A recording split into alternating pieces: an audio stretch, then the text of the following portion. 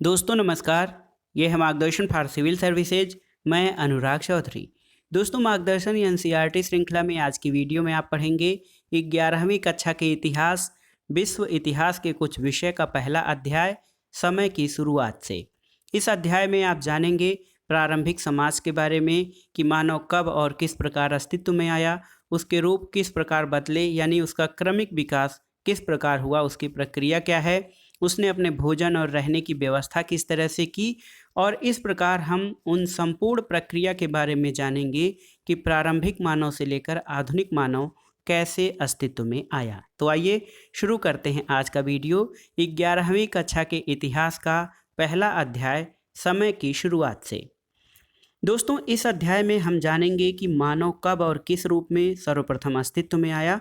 और ऐसा समझा जाता है कि कदाचित 56 लाख वर्ष पहले पृथ्वी पर ऐसे प्राणियों का प्रादुर्भाव हुआ जिन्हें हम मानव कह सकते हैं। तो याद रखिएगा, लगभग 56 लाख वर्ष पहले पृथ्वी पर ऐसे प्राणियों का प्रादुर्भाव हुआ जिनको कि हम मानव कह सकते हैं। इसके बाद आदिमानव के कई रूप बदले और कालांतर में लुप्त हो गए। और आज हम जिस रूप में मानव को देखते हैं, जिनको कि हम आगे आधुनिक मानव कहते हैं, वैसे लोग 1,60,000 साल पहले पैदा हुए और लगभग 8,000 ईसा पूर्व तक मानव इतिहास के इस लंबे अरसे के दौरान लोग दूसरों द्वारा मारे गए या अपनी मौत के द्वारा खुद मरे प्राणियों के शरीर में से मांस निकालकर, जानवरों का शिकार करके अथवा पेड़ पौधों से कंदमूल, फल और बीज बटोरकर अपना पेट भरते थे। धीरे धीरे उन्होंने पत्थरों से औजार बनाना शुरू किया और आपस में बातचीत करना सीख लिया। हालांकि आगे चलकर आदमी ने भोजन जुटाने के कई और तरीके अपना लिए, पर शिकार और संग्रह करने यानी इधर उधर से खाने की चीज़ें तलाशने और बटोरने का तरीका भी चलता रहा। तो आज भी दुनिया के कुछ भागों में ऐसे शिकारी संग्राहक समाज, जो कि हंटर गैदरर सोसाइटीज़ कहा जाता है, जो शिकार और संग्रहण से अपने भोजन की व्यवस्था करते हैं। इसलिए हम ये सोचने पर मजबूर होते हैं कि आज के इन शिकारी संग्राहक लोगों की जीवन शैली का अध्ययन करने से हमें अतीत के बारे में कुछ जानकारी मिल सकती है या नहीं।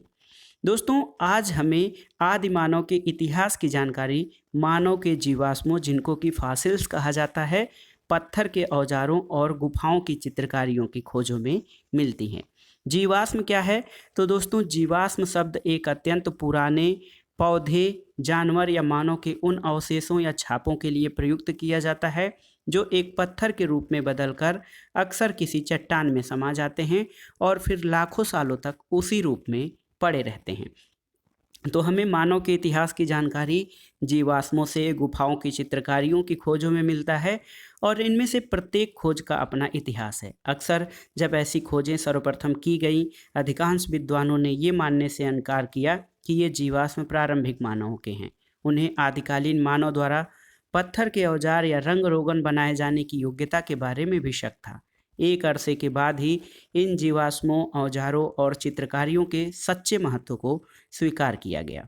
दोस्तों मानव का विकास क्रमिक रूप से हुआ है, हम सभी जानते हैं, और इस बात का साक्ष्य हमें मानव की उन प्रजातियों के जीवाश्मों से मिलता है जो अब लुप्त हो गई हैं। तो प्रजाति क्या है दोस्तों? प्रजाति या जिनको स्पीसीज कहा जाता है, जीवों का एक ऐसा समूह होता है जिसके नर और मादा मिलकर बच्चे पैदा कर सकते हैं और उनके बच्चे भी आगे प्रजनन करने वाली संतान उत्पन्न करने में समर्थ होते हैं। एक प्रजाति विशेष के सदस्य दूसरी प्रजाति के सदस्यों से संभोग करके बच्चे पैदा नहीं कर सकते हैं। तो मानव का विकास जिन प्रजातियों के जीवाश्मों से मिलता है वो अब लुप्त हो चुकी हैं। उनकी कुछ विशेषताओं या शारीरिक लक्षणों के आधार पर मानव को भिन्न भिन्न प्रजातियों में बांटा जाता है। जीवाश्मों की तिथि का निर्धारण प्रत्यक्ष रासायनिक विश्लेषण द्वारा अथवा उन परतों या तलछटों के काल का परोक्ष रूप से निर्धारण करके किया जाता है जिनमें वे दबे हुए पाए जाते थे। और जब एक बार जीवाश्मों की तिथि यानी काल का पता चल जाता है तो मानव विकास का क्रम निर्धारित करना कठिन नहीं रहता। लगभग 200 वर्ष पहले सर्वप्रथम जब ऐसी खोजें की गई थीं तो अनेक विद्वान यह मानने को तैयार नहीं थे कि खुदाई में मिले जीवाश्म और पत्थर के औजार और चित्रकारियों जैसी अन्य चीज़ें वास्तव में मनुष्य के आदिकालीन रूपों से संबंध रखती थीं। विद्वानों की हिचकिचाहट आमतौर पर बाइबिल और ओल्ड टेस्टामेंट के अभिव्यक्त इस धारणा पर आधारित थी कि परमेश्वर ने सृष्टि की रचना करते समय अन्य प्राणियों के साथ मनुष्य को भी बनाया था। विद्वानों की ऐसी हिचकिचाहट का एक उदाहरण देखिए। अगस्त 1856 में जब मजदूर जर्मनी के डसेल्डोर्फ नगर के पास नियंडर घाटी में चूने पत्थरों के खान की खुदाई कर रहे थे तो उन्हें एक खोपड़ी और अस्थिपंजर के कुछ टुकड़े मिले। ये चीज़ें एक स्थानीय स्कूली शिक्षक कार्ल फुलरॉट को सौंप दी गई, जो एक प्राकृतिक इतिहासज्ञ थे। जांच के बाद उन्होंने पाया कि वह खोपड़ी आधुनिक मानवों की नहीं थी। फिर उन्होंने प्लास्टर से उस खोपड़ी का ढांचा बनाया और उसे बान विश्वविद्यालय के शरीर संरचना विज्ञान के एक प्रोफेसर हरमन शाफ हौसेन के पास भेज दिया। अगले ही वर्ष उन्होंने मिलकर एक शोध पत्र प्रकाशित किया जिसमें उन्होंने ये दावा किया कि यह खोपड़ी एक ऐसे ही मानव रूप की है जो अब अस्तित्व में नहीं है।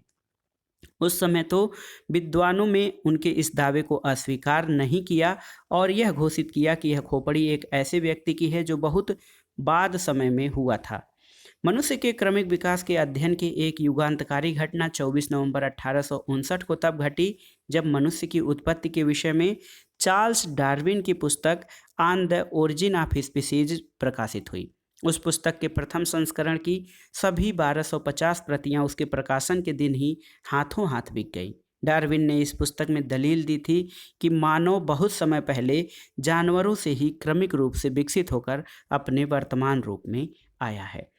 यहाँ पर देखिए दोस्तों, जीवाश्म प्राप्त करना बहुत ही कठिन प्रक्रिया होती है। पाई गई चीज़ों की सही जगह जानना उनके काल निर्धारण के लिए बहुत ज़रूरी होता है। ऊपर इस चित्र में उन उपकरणों को दिखाया गया है जो मिली वस्तुओं के स्थान को ले जाने के लिए प्रयोग किए गए हैं और यहाँ पर दिखाया गया है कि किस जीवाश्म के एक टुकड़े के उसे चारों ओर से घेरे पत्थर से कैसे अलग किया गया है। और आप देख सकते हैं इस कार्य में बहुत अधिक कौशल और धैर्य की आवश्यकता पड़ती है। दोस्तों, यहाँ पर इस साड़ी में नियंडरथल मानव की खोपड़ी, कुछ लोगों ने इस खोपड़ी की पुरातनता को स्वीकार नहीं किया और यह बताया कि यह खोपड़ी तो किसी मूर्ख या जड़ बुद्धि प्राणी की है। दोस्तों, आइए जानते हैं मानव के क्रमिक विकास की कहानी यानी आधुनिक मानव के पूर्वजों के बारे में। यहाँ पर क ख ग घ 4 खोपड़ियाँ आपको दिखाई गई हैं। खोपड़ी क बानर की है, ख ऑस्ट्रेलोपिथिकस नामक प्रजाति की है और ग जो है होमो इरेक्टस यानी सीधे होकर चलने वाले आदमी की है। घ खोपड़ी होमो सैपियंस यानी चिंतनशील या प्राज्ञ मानव प्रजाति की है और आज के मानव इसी प्रजाति के हैं। इन खोपड़ियों में आप अधिक से अधिक जितनी समानताएं और अंतर देखते हैं उनकी सूची बना सकते हैं। दोस्तों, देखा जाए तो मानव के विकास में लगातार परिवर्तन होता रहा है। मानव विकास क्रम को 360 से 240 लाख वर्ष पहले तक खोजा जा सकता है। कभी कभी हमारे लिए इतने लंबे समय के विस्तार की कल्पना करना बहुत कठिन हो जाता है, लेकिन यदि आप अपनी पुस्तक के एक पृष्ठ को 10,000 वर्षों के बराबर मान लें तो 10 पृष्ठ 1 लाख वर्षों के बराबर और 100 पृष्ठ 10 लाख वर्षों के बराबर होंगे। इस प्रकार 360 लाख वर्षों के बारे में सोचने के लिए आपको 3600 पृष्ठों की पुस्तक की कल्पना करनी होगी। यह वह समय था जब एशिया और अफ्रीका में स्तनपायी प्राणियों की प्राइमेट नामक श्रेणी का उद्भव हुआ था। उसके बाद 240 लाख साल पहले प्राइमेट श्रेणी में एक उपसमूह उत्पन्न हुआ जिसको होमिनाइड कहते हैं और इस उपसमूह में वानर यानी एप शामिल थे। और फिर बहुत समय बाद लगभग 56 लाख वर्ष पहले हमें पहले होमोनिड प्राणियों के अस्तित्व का साक्ष्य मिलता है। दोस्तों, प्राइमेट क्या है? तो प्राइमेट स्तनपायी जीवों के एक बहुत बड़े समूह के अंतर्गत एक समूह होता है और इस प्राइमेट उपसमूह में बानर, लंगूर और मानव शामिल हैं। उनके शरीर पर बाल होते हैं और बच्चा पैदा होने से पहले अपेक्षाकृत लंबे समय तक मादा के गर्भ में भ्रूण पलता है। माताओं में बच्चे को दूध पिलाने के लिए ग्रंथियां होती हैं और प्राइमेट प्राणियों के दांत भिन्न भिन्न किस्मों के होते हैं। तो दोस्तों, होमोनिड वर्ग जो था होमिनाइड उपसमूह से विकसित हुआ, उसमें अधिक समानताएं पाई जाती हैं लेकिन कुछ अंतर भी हैं। होमोनाइडों का मस्तिष्क होमोनिडों की तुलना में छोटा होता था। वे चौपाए थे यानी चारों पैरों से चल सकते थे। उनके शरीर का अगला हिस्सा और अगले दोनों पैर लचकदार होते थे और होमोनिड जो थे वो सीधे खड़े होकर पिछले दो पैरों पर चलते थे। उनके हाथ विशेष किस्म के होते थे जिनकी सहायता से वे औजार बना सकते थे और उनका इस्तेमाल कर सकते थे। दो प्रकार के साक्ष्य से ये पता चलता है कि होमोनिडों का उद्भव अफ्रीका में हुआ था। पहला तो ये है कि अफ्रीकी बानर जो हैं उनका समूह होमोनिडों से बहुत गहराई से जुड़ा हुआ है। दूसरा, सबसे प्राचीन होमोनिड जीवाश्म जो ऑस्ट्रेलोपिथेकस वंश के हैं वो पूर्वी अफ्रीका में पाए गए हैं। उनका समय लगभग 56 लाख वर्ष पहले का माना जाता है और इसके विपरीत अफ्रीका से पाए गए जीवाश्म 18 लाख वर्ष से अधिक पुराने नहीं हैं। देखिए यहाँ पे हाथ का क्रमिक विकास किस प्रकार से हुआ है। पहला जो है ये चिंपैंजी की ठीक और सूक्ष्म पकड़ दिखाती है और ख आकृति जो है ये होमोनिड की दुरुस्त और सूक्ष्म पकड़ दिखाती है। इसके अलावा ग जो है ये मनुष्य के हाथ की सशक्त पकड़ को दर्शाती है।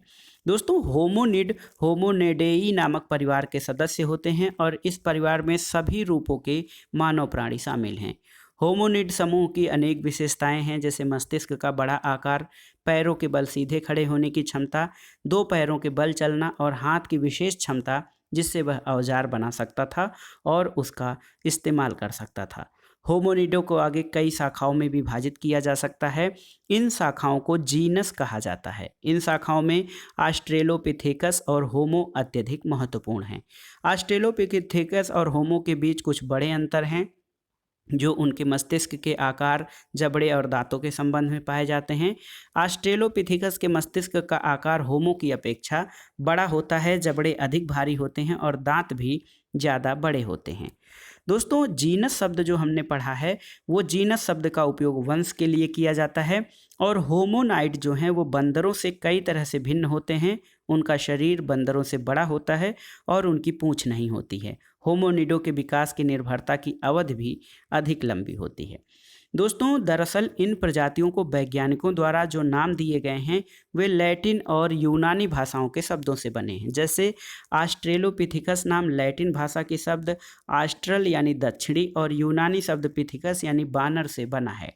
ये नाम इसलिए दिया गया क्योंकि मानव के आद्य रूप में उसकी बानर अवस्था के अनेक लक्षण बरकरार थे और होमो की तुलना में मस्तिष्क का अपेक्षाकृत छोटा होना, पिछले दांत बड़े होना और हाथों की दक्षता कम होना, उसमें सीधे खड़े होकर चलने की क्षमता भी अधिक नहीं थी क्योंकि अब वह अभी भी अपना बहुत सा समय पेड़ों पर गुजारता था।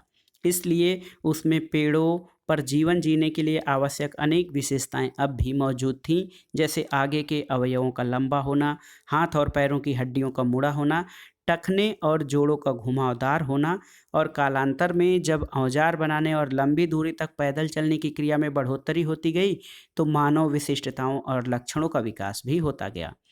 आदिकालीन मानव के अवशेषों को भिन्न भिन्न प्रजातियों में विभाजित किया गया है और इन प्रजातियों को अक्सर उनकी हड्डियों की रचना में पाए जाने वाले अंतरों पर एक दूसरे से अलग किया जाता है। जैसे प्रारंभिक मानवों की प्रजातियों को उनकी खोपड़ी के आकार और जबड़े की विशिष्टता के आधार पर बांटा गया है।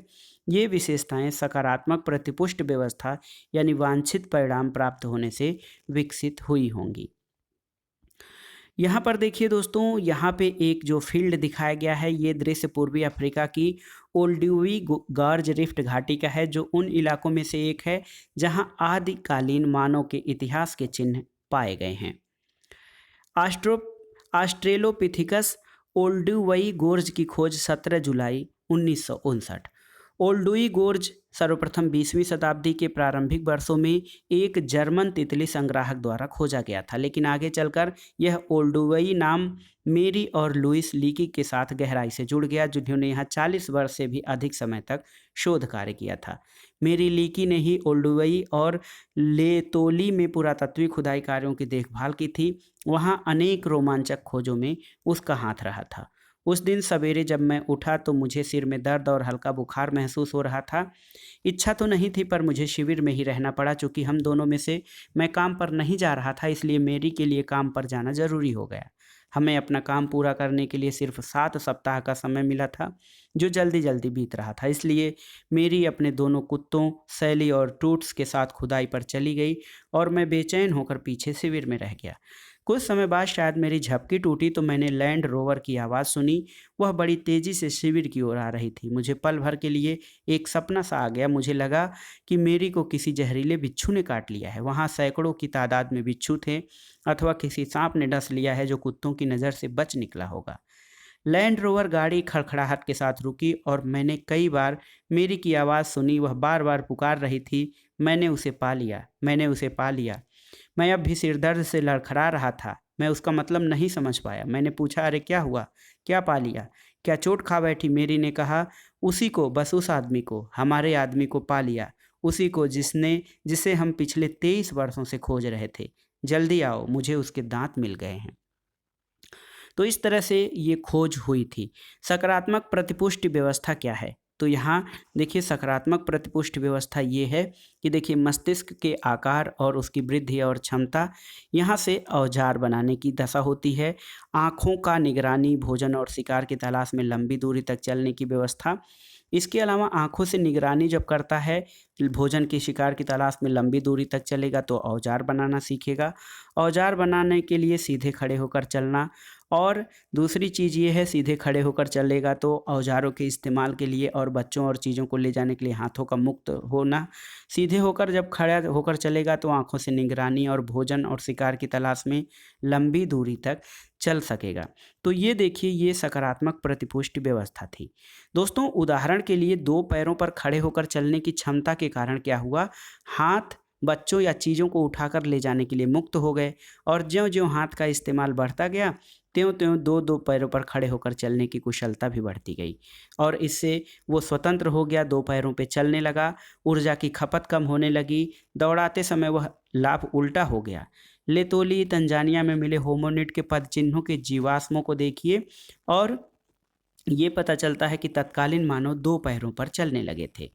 दोस्तों, लगभग 25 लाख वर्ष पहले ध्रुवीय हिमाच्छादन से, हिमयुग के प्रारंभ में, जब पृथ्वी के बड़े बड़े भाग बर्फ से ढक गए तो जलवायु और वनस्पति की स्थिति में बड़े बड़े परिवर्तन आए।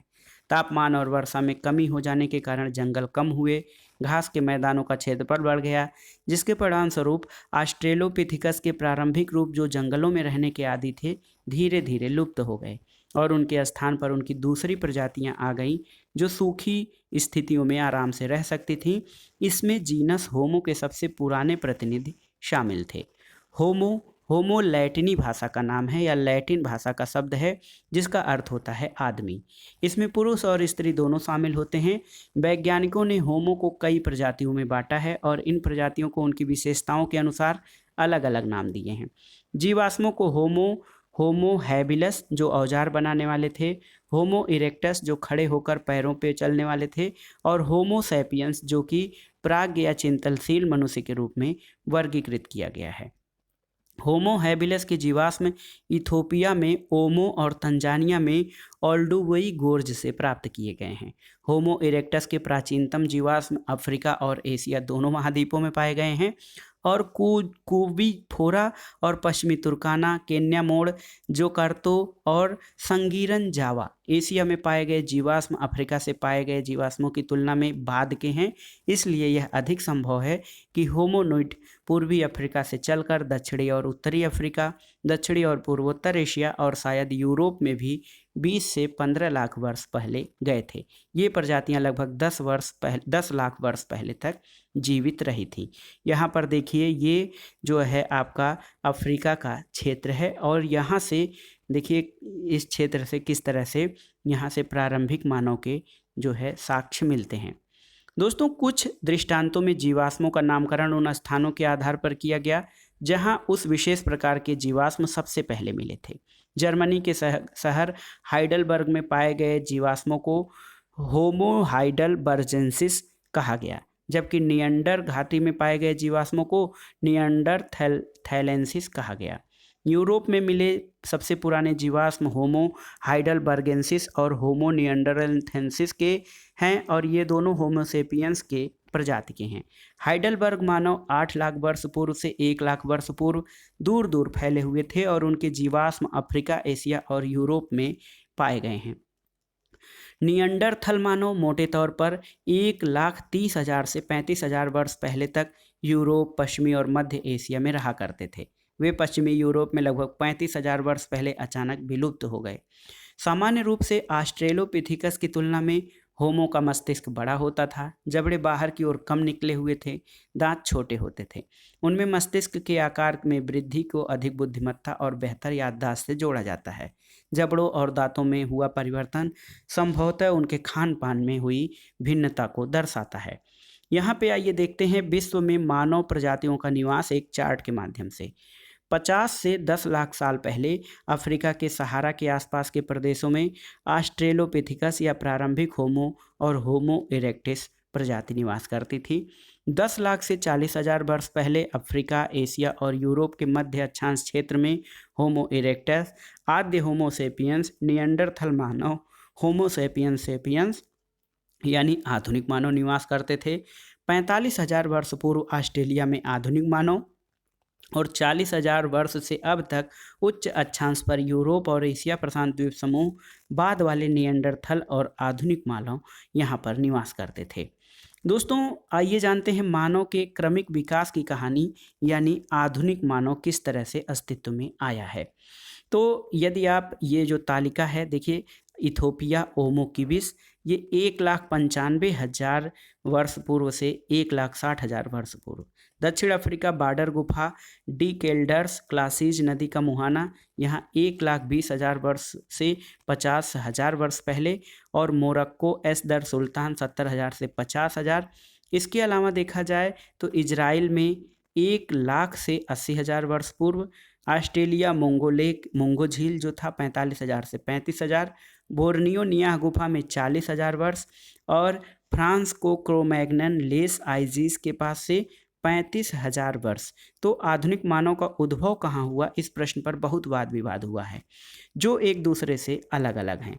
पहला मत क्षेत्रीय निरंतरता मॉडल यानी कम्युनिटी मॉडल को मानता है, जिसके अनुसार अनेक क्षेत्रों में अलग अलग मनुष्यों की उत्पत्ति हुई। और दूसरा मत प्रतिस्थापन मॉडल यानी रिप्लेसमेंट मॉडल का समर्थन करता है, जिसके मुताबिक मनुष्य का उद्भव एक ही स्थान अफ्रीका में हुआ। और ये तर्क वर्तमान मानव में दिखने वाले लक्षणों का क्षेत्रीय विविधताओं पर आधारित है कि मनुष्य एक ही स्थान पर पैदा हुआ था। दोस्तों क्षेत्रीय निरंतरता मॉडल के अनुसार भिन्न भिन्न प्रदेशों में रहने वाले होमो सैपियंस का आधुनिक मानव के रूप में विकास धीरे धीरे अलग रफ्तार से हुआ और इसलिए आधुनिक मानव दुनिया के भिन्न भिन्न भागों में पहली मर्तबा अलग अलग स्वरूप में दिखाई दिया। और ये तर्क आज के मनुष्यों के लक्षणों की विभिन्नताओं पर आधारित है। और इस दृष्टिकोण के समर्थन में बोलने वालों के अनुसार ये समानताएं और असमानताएं एक ही क्षेत्र में पहले से रहते आए होमो इरेक्टस और होमो हाइडलबर्गेंसिस समुदायों में पाई जाने वाली भिन्नताओं के कारण है। प्रतिस्थापन और क्षेत्रीय निरंतरता क्या है?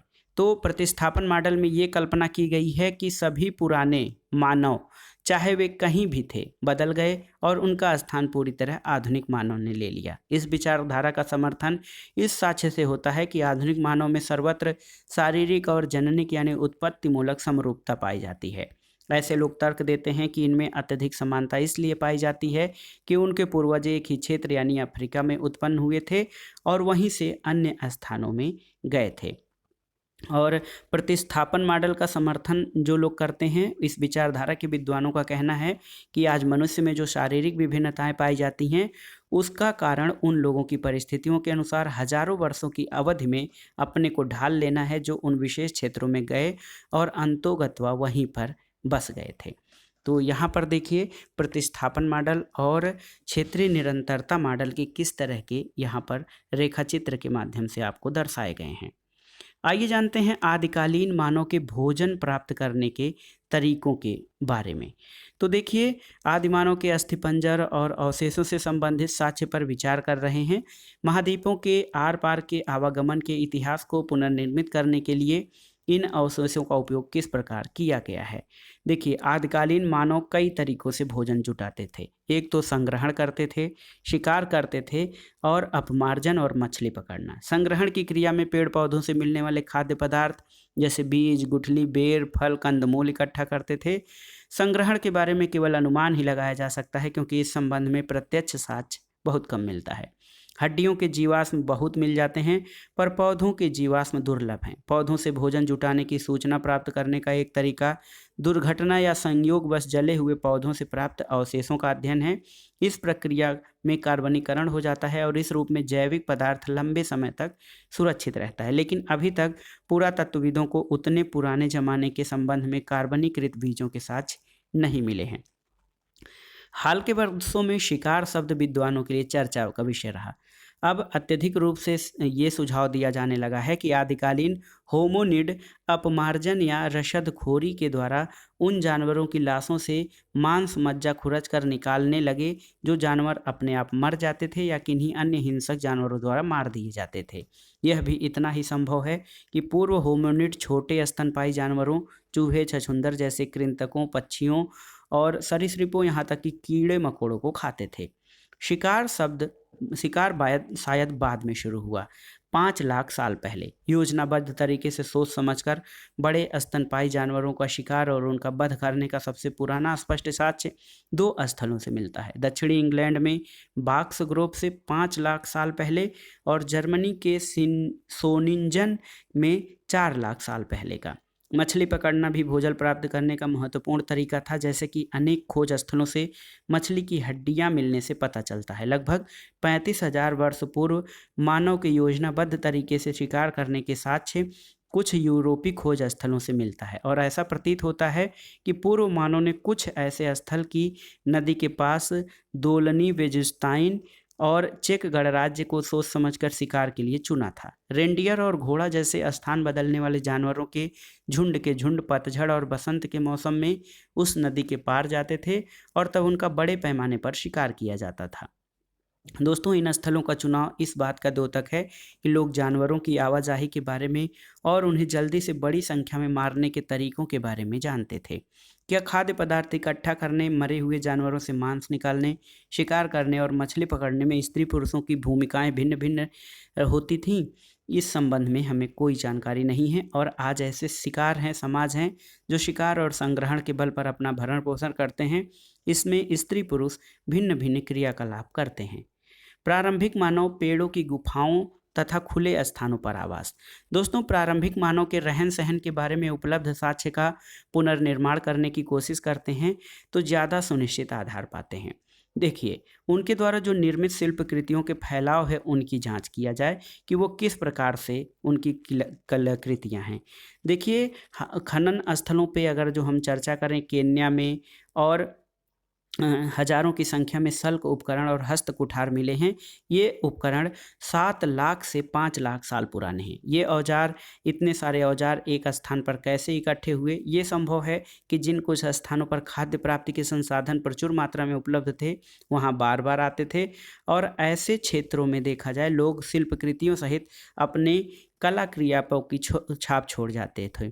ऐसा प्रतीत होता है कि पूरे प्रदेश में कुछ ही क्षेत्रों में जमा शिल्पकृतियाँ मिली हैं और वे कुछ क्षेत्र में अलग दिखाई पड़ते हैं। जिन स्थलों पर लोगों का आवागमन कम होता था, वहाँ ऐसी शिल्पकृतियाँ कम मात्रा में सतहों पर बिखरी हुई हैं। यहाँ पर देखिए, आर्लोसे साइली का उत्खनन स्थल है। उत्खननकर्ता लुइस लीकी और मेरी ने प्रेक्षकों के लिए उत्खनित स्थलों के चारों ओर सकरी पगडंडी पुल बना दिया था और यहाँ से हस्तकुठार और अन्य औजारों की एक नज़दीकी तस्वीर आपको दिख सकती है।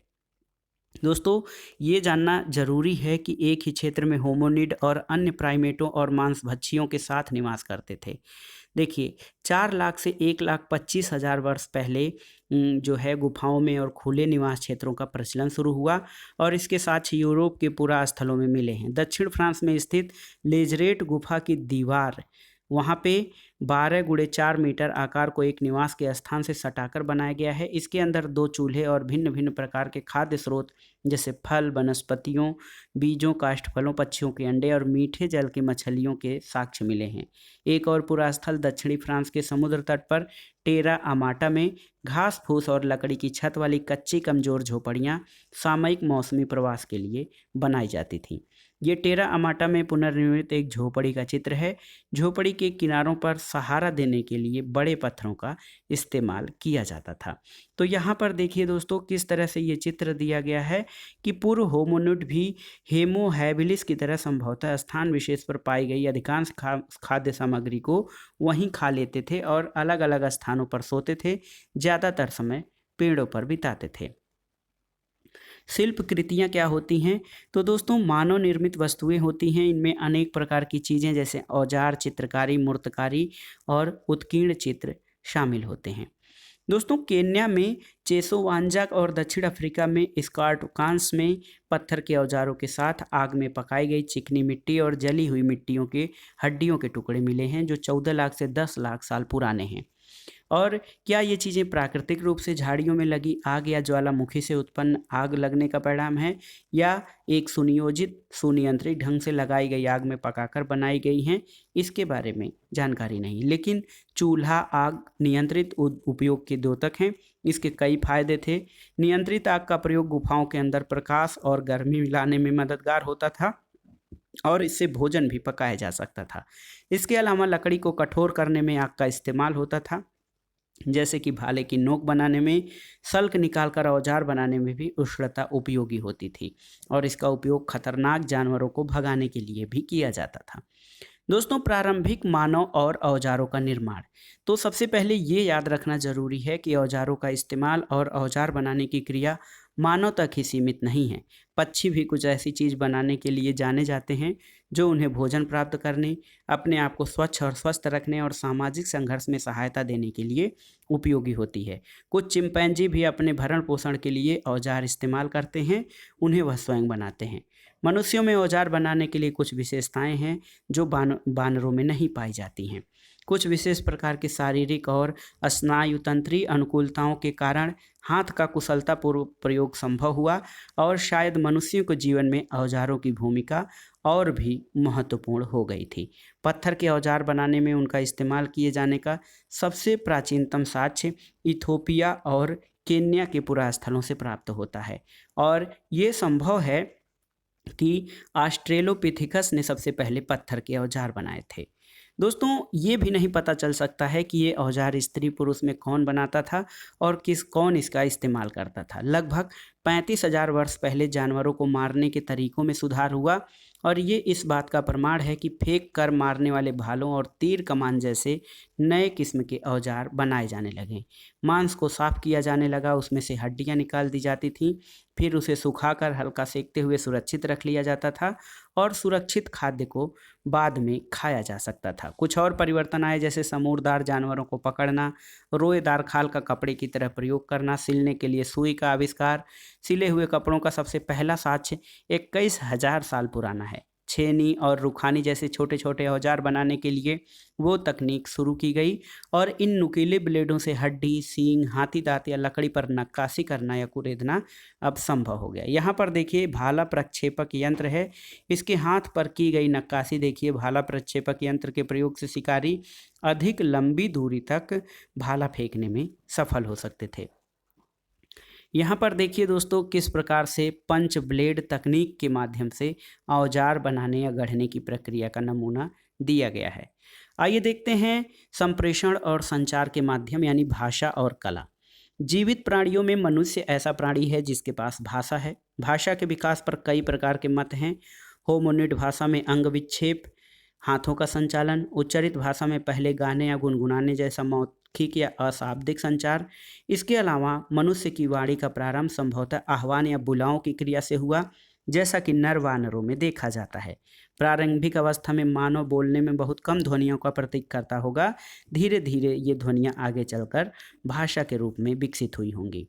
उच्चरित यानी बोली जाने वाली भाषा की उत्पत्ति कब हुई? तो ऐसा सुझाव दिया जाता है कि होमो हैबिलिस के मस्तिष्क में कुछ ऐसी विशेषताएं थीं जिनके कारण उसके लिए बोलना संभव हुआ होगा।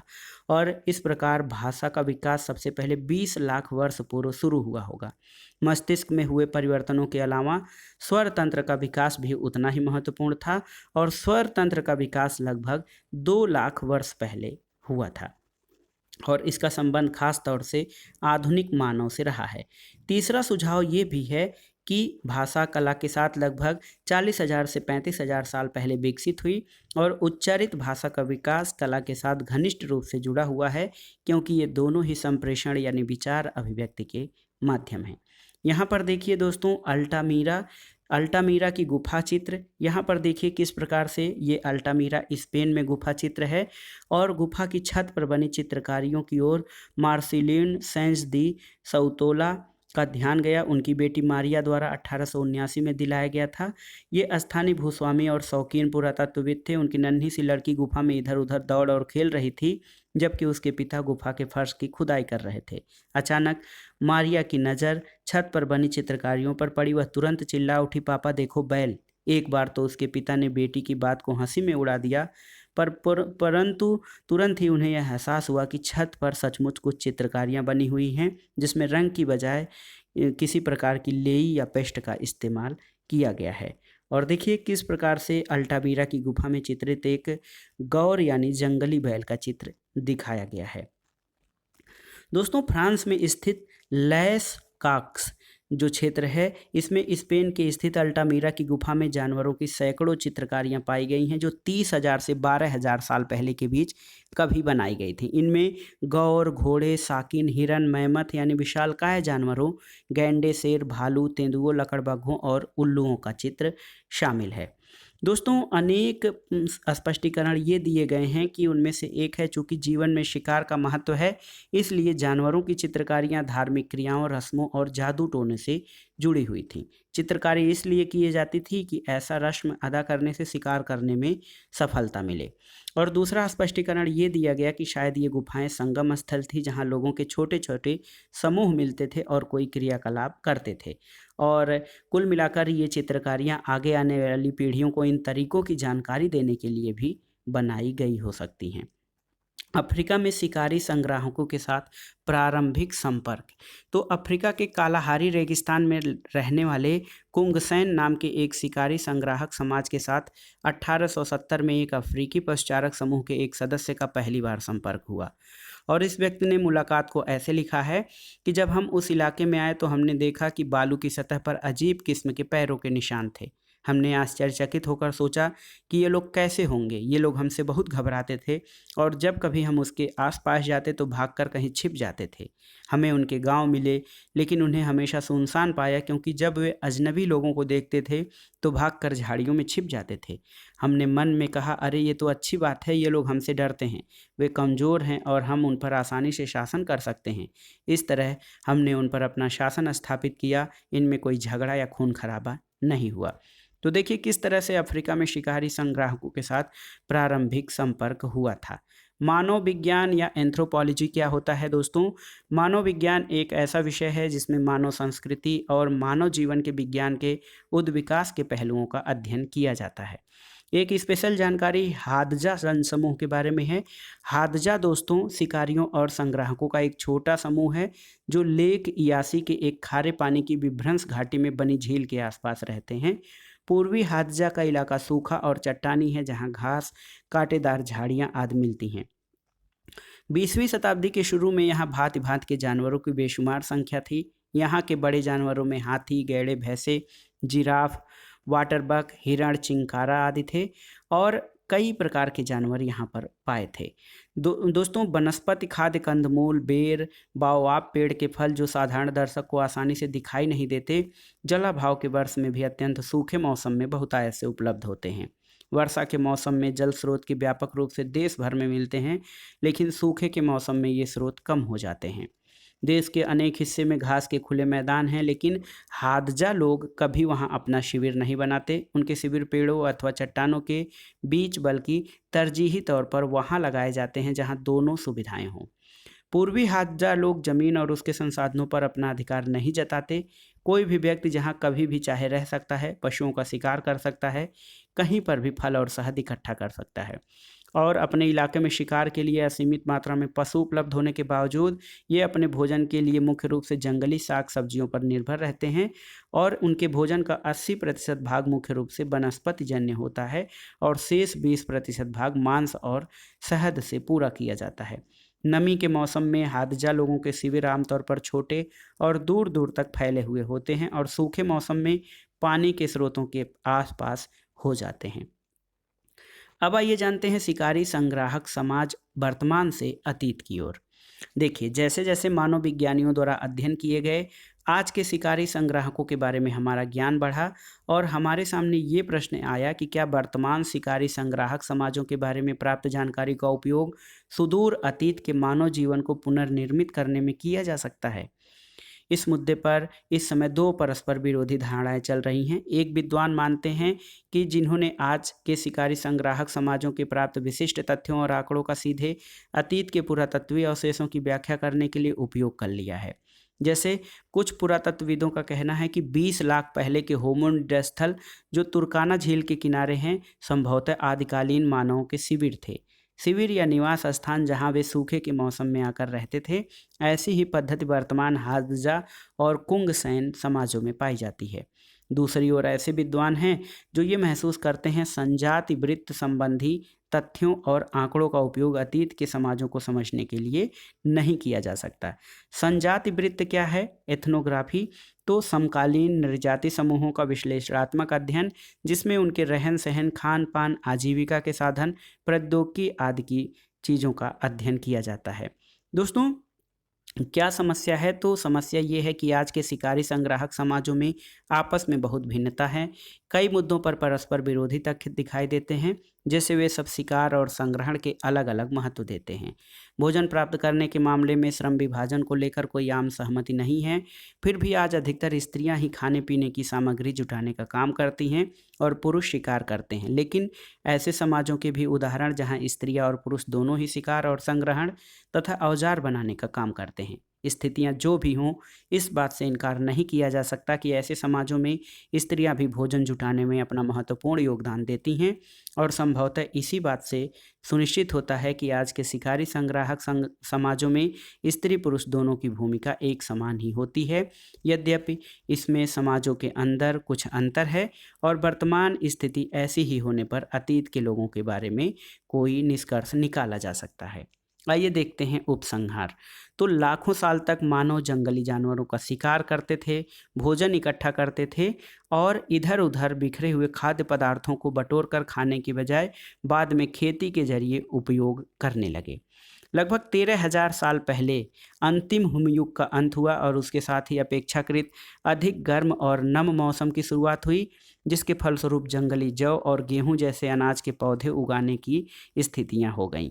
घास के मैदानों का विकास हुआ, जंगली पशु, भेड़ बकरियों, मवेशियों, सुअरों और गधों की संख्या में भी वृद्धि हुई और मानव समाज ऐसे इलाकों को पसंद करने लगे जहां इन जंगली घास फूस और जानवरों की संख्या अधिक थी।